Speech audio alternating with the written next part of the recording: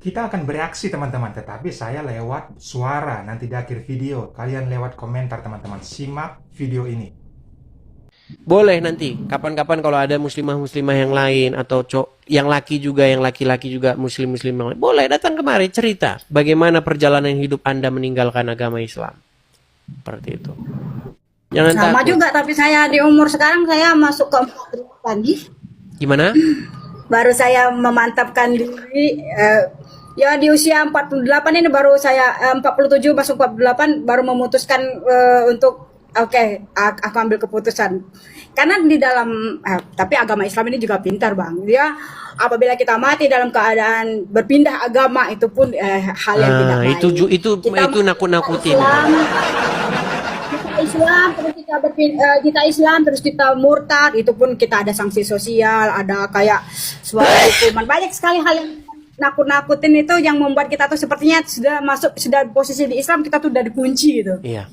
Nah, jadi Makanya ini salah satu ini tugas itu. ini adalah untuk supaya orang itu sadar bahwa itu adalah salah satu daya upaya untuk membuat kamu tidak berani berpikir.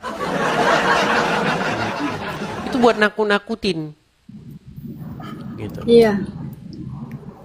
Banyak hal sih yang buat aku tuh bertolak belakang sampai aku ambil kesimpulan mau dibawa kemana arahnya aku beragama ini. Apa karena berpuasa, sholat. Saya tengok ada teman saya ngedrak, kuat banget setiap malam ngedrak minum.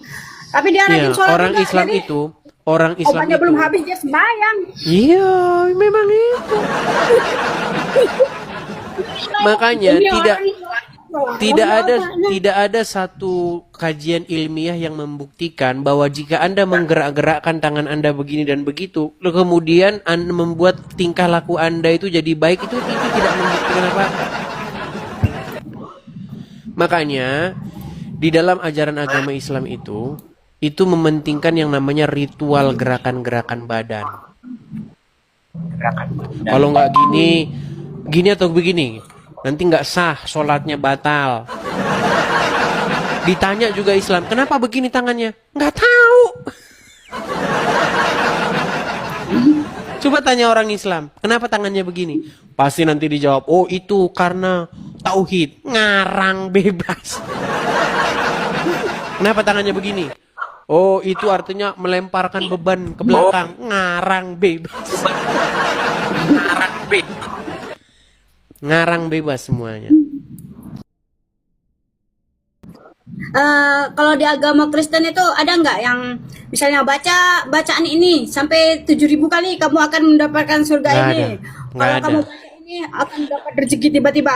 Itu aku Nggak pernah ada. ikutin, Bang, sampai capek sendiri saya, sampai berapa lama, berbulan-bulan saya bilang nggak ada tuh. Ujung-ujungnya saya bilang ya kalau mau duitnya kerja keras lah, nggak ada baca ini duduk-duduk habis Iya. waktu aku baca ini. Jadi dalam 1000 Bible kali. itu jelas, carilah maka kamu akan mendapatkan, ketuklah maka pintu akan dibukakan, gitu. Dan satu lagi ini, Bang, seperti haji itu ya. Aduh, ini mungkin takut jadi ini ya pro kontra kalau saya ngomong ini. Kan kalau di masjid kita tuh dipisahkan antara laki-laki dan perempuan. Tapi ternyata pas di Makkah sana kan itu berbaur, Bang. Sampai mencium Hajar Aswad itu sampai tabrak-tabrakan, apa ya, dempet-dempetan gitu. Akhirnya ada banyak, aku lihat ada di situ yang diekspos ada pelecehan-pelecehan juga. Ya namanya negara lain badannya lebih besar kan. Nah, di situ Iya. aku tanya apa artinya pemisahan di masjid sedangkan di sana dibaurkan? Apa maksudnya? Iya, itulah. Makanya Kenapa kalau nggak buat makanya saya ini, bilang, apa? Perempuan ke laki-laki. iya. Jadi makanya saya bilang, ketika kita menggunakan akal kita, nalar sehat kita, itu pasti orang itu tidak akan lama-lama untuk mengambil keputusan untuk meninggalkan agama Islam. Nih ya, saya akan bukakan mengenai masalah haji ya, nih. Saya akan bacakan bencana haji itu bencana yang terjadi terus-menerus. Saya akan tunjukkan bagaimana tragedi haji ya, nih. Kalau dalam Al-Quran dikatakan bahwa surat Al-Baqarah ayat 125 dijadikannya tempat itu tempat yang aman menurut Al-Quran. Tapi ternyata tempat itu malah tempat bencana. Nih, saya akan bacakan bagaimana haji itu adalah ritual keagamaan Islam yang paling banyak memakan korban jiwa. Perhatikan. Nih ya. Saya akan bacakan ini daftar riwayat ya, daftar riwayat bagaimana bencana-bencana haji yang terjadi nih. 2 Juli 1990, sebuah desak-desakan di sebuah terowongan pejalan kaki, terowongan Al-Ma'asim, yang terbentang dari Mekah menuju Mina dan dataran Arafat, berujung pada kematian 1426 peziarah. Kebanyakan diantaranya berasal dari Malaysia, Indonesia, dan Pakistan. 23 Mei 1994, sebuah desak-desakan menewaskan 270 peziarah saat lempar jumroh. 9 April 98, sekitar 118 peziarah terinjak-injak sampai mati. 180 luka-luka. 5 Maret 2021, 35 terinjak-injak. 11 Februari 2003, ritual lempar jumroh diklaim menewaskan 14 peziarah. 1 Februari 250 peziarah tewas. Ini terus. 2006 desak-desakan nih. Terus ini makan korban jiwa terus ini. Ritual haji nih. 24 September 2015, 2236 peziarah tewas pada sebuah desak-desakan. Nih. Ini kebakaran nih.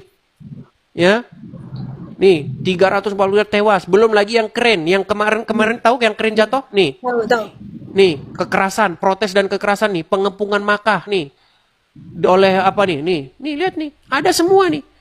942 karavan haji nih kembali nih. Dan terus banyak sekali nih kejadian-kejadian haji itu. Mereka bangga tapi karena mereka menganggap itu syahid. Iya. Padahal di dalam ayat Al-Qur'an dikatakan bahwa nih saya tunjukkan ayatnya bahwa Masjidil Haram itu tempat yang aman menurut Allah nih, saya bacakan Al-Baqarah ayat 125. Ya. Makanya sebenarnya kita akan berhenti percaya Quran kalau kita menggunakan nalar kita. Perhatikan. Dan ingatlah, ketika kami menjadikan rumah itu, Baitullah, tempat berkumpul bagi manusia dan tempat yang aman. Perhatikan nih. Nih, tempat yang aman.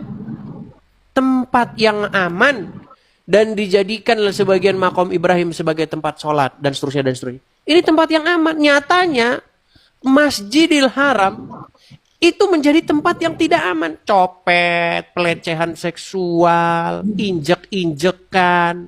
Berapa banyak orang meninggal? Bagaimana Anda katakan ini tempat yang aman?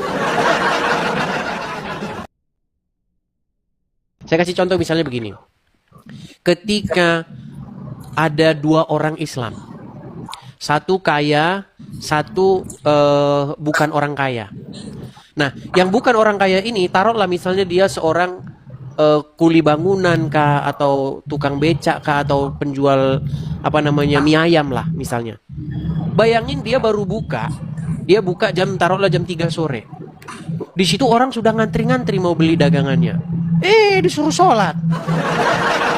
Pelanggan kabur, pindah tempat lain. Maghrib giliran orang lapar, ditinggalin jualannya. Lu mau jualan apa mau nunjukin kalau lu lagi sholat? Gue kesini mau beli nasi goreng, lu tunjuk-tunjuk sedang sholat. Saya udah lapar keroncongan mau makan nasi goreng. Ternyata ditulis lagi sholat, sedang sholat. Pergilah gue pindah ke tempat lain. Pindah ke tempat lain. Karena apa? Karena di tempat lain udah sedia, udah dimasakin tempat dia, suruh nungguin dia sholat. Emangnya saya datang ke sana mau lihat pengumuman kalau dia lagi sholat? Kan kagak, saya ke sana mau makan karena saya sudah lapar, sudah keroncongan. Nah, itu kan yang miskin. Bayangin yang kaya. Orang kaya mah sholat juga sampai jidatnya hitam gak masalah karena dia sudah kaya. Makanya saya simpulkan, yang bisa menjalankan agama Islam cuman orang kaya. Siapa kuat sholat 5 waktu? Jujur, kau jujur aja. Di dalam hati kalian para penonton ini kau kuat. Dikit-dikit jam 5 bunyi, sholat, ini sholat. Yang ada mengganggu coy, mengganggu. Kuat bang, tapi cuma 7 waktu aja mau semuanya gitu. Jadi kayak ada videonya. Sholat gesit kan? Sholat gesit ada. Sholat gesit 30 detik. Selesai. Tapi itu sebenarnya bertentangan dengan omongan Muhammad sendiri. Jadi begitu videonya teman-teman. Untuk perdebatan itu beda pendapat sangatlah hal yang biasa teman-teman. Tetapi bagaimana kita bisa menyikapinya, apalagi ini ranah konteks agama. Tergantung dalam iman kita masing-masing teman-teman. Tetapi ingat, kita bisa meng-cross-check bahwa apa yang diucapkan itu kita detail lagi untuk melihat kebenarannya sesuai tidak apa yang tertulis dengan apa yang disampaikan oleh perdebatan ini. Jika ada yang tidak sesuai, tulis di kolom komentar teman-teman. Dan bagi teman-teman yang merasa terberkati dan suka dengan channel seperti ini teman-teman, harap di subscribe dan nyalakan juga loncengnya. Karena apa? Video-video YouTube yang saya akan upload itu akan diagramnya akan berkembang dan bisa kesebar lagi karena interaktif dari kalian teman-teman. Bisa dengan komentar, like, subscribe, dan nyalakan juga loncengnya. Oke? Sekian dulu videonya. Tunggu video-video berikutnya. Salam damai, salam kasih dari Terang Dunia.